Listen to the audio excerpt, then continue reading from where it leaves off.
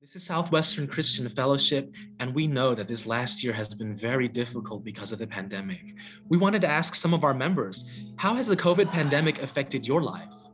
For me, missing the natural conversations that come up when people congregate that remind you that you're not alone has been difficult.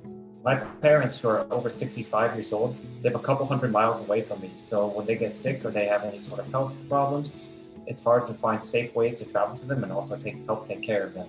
The biggest challenge during this pandemic was definitely the ability to stay focused and to concentrate at work.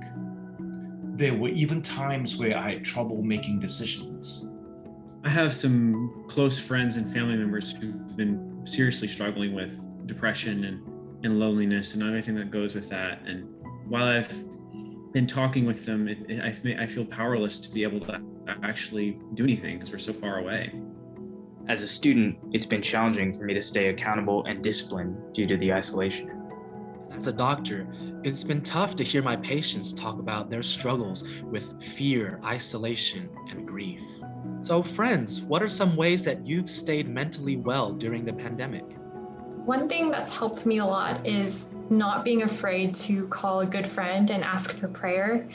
Even if you've called them a bunch already, you'd be surprised. Most of the time, they consider it a privilege to be able to pray for you. One thing that's been incredibly helpful for both me and my wife is to just get any sort of counseling. Even though it's been really, really difficult and sort of discouraging that it's virtual, it's just been super helpful for me to get counseling from a lot of my mentors and also professional therapy from my wife. And that's just been really helpful for our mental state during this time. When my wife and I got married in 2014, she was definitely not an outdoorsy person. But over the last 13, 14 months, we've discovered our love for the outdoors. We've now made it a point to go biking at least twice a week.